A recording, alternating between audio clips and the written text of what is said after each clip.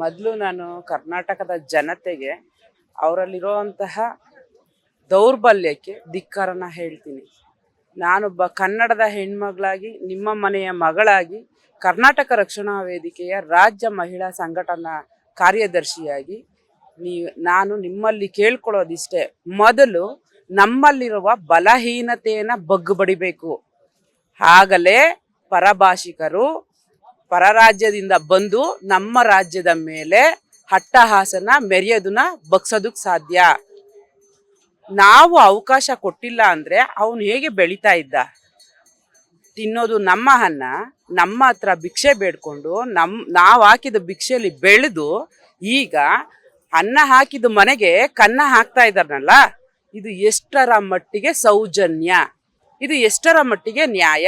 ಇದನ್ನೆಲ್ಲ ಕಂಡು ಕಾಣದ ಹಾಗೆ, ನೋಡಿದ್ರು ನೋಡದ ಹಾಗೆ ಜಾಣ ಕಿವುಡು ಜಾಣ ಕುರುಡು ಪ್ರದರ್ಶನ ಮಾಡ್ತಾ ಇದ್ದೀರಲ್ವಾ? ಪ್ರತಿಯೊಬ್ಬ ಕನ್ನಡಿಗರು ಎಚ್ಚೆತ್ಕೋಬೇಕು, ಧ್ವನಿ ಮಾಡಬೇಕು, ಧ್ವನಿ ಏರ್ಸ್ ಮಾತಾಡಬೇಕು, ಪ್ರತಿಯೊಬ್ಬರು ಸಿಡ್ದು ಹೇಳ್ಬೇಕು. ಇಲ್ಲ ಅಂದ್ರೆ ಹೀಗೆ ಹಿಂದಿಯವರು ದಬ್ಬಾಳಿಕೆ ಮಾಡ್ತಾರೆ, ಏನು ಮರಾಠಿಗರು ದಬ್ಬಾಳಿಕೆ ಮಾಡ್ತಾರೆ, ಪರಭಾಷಿಗರು ಯಾವ ಕಡೆ ತಿರುಗಿದ್ರು ಪರಭಾಷಿಗರ ಹಾವಳಿ ಹೆಚ್ಚಾಗ್ತಾ ಇದೆ.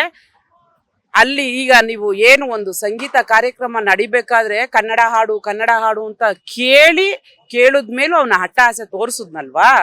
ಸೊ ಅದು ಮುಂದಿನ ದಿನಗಳಲ್ಲಿ ಪ್ರತಿಯೊಬ್ರು ನಾವು ಕನ್ನಡ ಮಾತಾಡ್ಬೇಕು, ಕನ್ನಡದವ್ರೆಲ್ಲವ್ರೆ ಅಂತ ಹುಡ್ಕುವಂತ ಪರಿಸ್ಥಿತಿ ಒದಗ್ ಬಂದ್ಬಿಡುತ್ತೆ.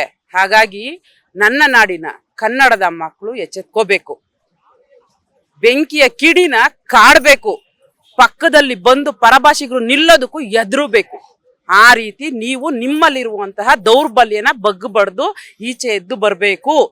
ಇದು ನಾನು ಕನ್ನಡಿಗರಿಗೆ, ಕರ್ನಾಟಕದ ಈ ಮಣ್ಣಿನ ಮಕ್ಕಳಿಗೆ, ಈ ಮಣ್ಣಿನ ನೆಲದ ಮಣ್ಣಿನ ಮಗಳಾಗಿ ಧ್ವನಿ ಏರಿಸಿ ಮಾತಾಡ್ತಾ ಇದ್ದೀನಿ. ಸೋನು ನಿಗಮ್, ನಿನ್ನ ಹಟ್ಟಹಾಸ ಹುಚ್ಚುಚ್ಚುತನದ ಹೇಳಿಕೆಗಳನ್ನ ಎಲ್ಲೋ ಕೂತ್ಕೊಂಡು ವಿಡಿಯೋ ಮಾಡಿ ಬಿಡೋದಲ್ಲ. ನಿನಗೆ ತಾಕತ್ತಿದ್ರೆ ಕರ್ನಾಟಕದ ಬೆಂಗಳೂರು ಈ ಮಹಾನಗರ, ಕೆಂಪೇಗೌಡರು ಕಟ್ಟಿರುವಂತಹ ಮಹಾನಗರಕ್ಕೆ ಬಂದು ಕನ್ನಡಿಗರು ಮುಂದೆ ಈ ಧ್ವನಿನ ಎತ್ತಿ ಮಾತಾಡು. ನಮ್ಮಂತ ಮಹಿಳಾ ಹೆಣ್ಣು ಮಕ್ಳು ಇದೀವಲ್ವಾ, ನಮ್ಮ ಮುಂದೆ ಮಾತಾಡು. ಕನ್ನಡ ಆಡಲ್ಲ, ಕನ್ನಡ ಅಂತ ಹುಚ್ಚುನ್ ತರ ಮಾತಾಡಿದ್ಯಲ್ವಾ, ಬಂದು ಮಾತಾಡು. ಇನ್ನೊಂದು ದಿನ ಕನ್ನಡಿಗರ ಬಗ್ಗೆ, ಕನ್ನಡ ಭಾಷೆ ಬಗ್ಗೆ ಹಗೂರವಾಗಿ ಮಾತಾಡೋದಕ್ಕೆ ಹಲ್ಲಿರಬಾರ್ದು, ನಿನ್ಗೆ ಉದುರ್ಸ್ ಕಳಿಸ್ಬಿಡ್ತೀವಿ ಕಾನೂನಿನ ಮೂಲಕ.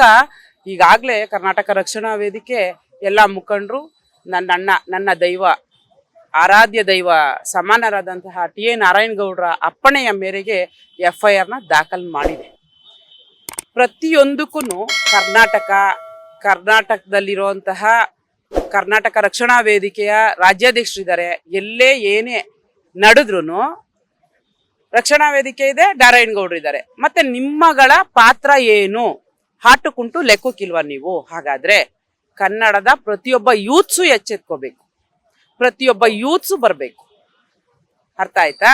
ಸೊ ಪ್ರತಿಯೊಬ್ರು ಧ್ವನಿಗೂಡಿಸ್ಬೇಕು. ವಾಣಿಜ್ಯ ಮಂಡಳಿಯವರಿಗೆ ನಾನೊಂದು ಮಾತನ್ನ ಹೇಳ್ತೀನಿ. ನಿರ್ಮಾಪಕರು ಅವಕಾಶಗಳನ್ನ ಕೊಟ್ಟಿಲ್ಲ ಅಂತ ಅಂದ್ರೆ ಇಂಥ ಎಲ್ಲಿಂದನೋ ಬಂದು ಮೀರು ಸಾಧಕರು ಬಾಲ ಬಿಚ್ಚಕ್ಕೆ ಸಾಧ್ಯನೇ ಇಲ್ಲ. ಇದೇ ಅವಕಾಶಗಳನ್ನ ಜಾನಪದ ಕಲಾವಿದರಿದ್ದಾರೆ, ಇದನ್ನೇ ಬದುಕನ್ನ ನಂಬಿ ಬದುಕುವಂತಹ ಕಲಾವಿದರು ತುಂಬಾ ಜನ ಇದ್ದಾರೆ. ಅವ್ರಿಗೆ ಅವಕಾಶನ ಕೊಡಿ. ಹೀಗೆ ಬಂದು ಬೆಳೆದಾದ ಮೇಲೆ ಕಾಲ್ ಕಸುವ ಕಾಣೋ ಅಂಥವ್ರನ್ನ ಸಂಪೂರ್ಣವಾಗಿ ಬೇರು ಸಮೇತ ಕಿತ್ತು ಬಿಸಾಕ್ಬೇಕು. ಇದನ್ನ ನಾನು ವಾಣಿಜ್ಯ ಮಂಡಳಿಗೆ ಹೇಳೋದಕ್ಕೆ ಇಷ್ಟಪಡ್ತೀನಿ. ಧನ್ಯವಾದ.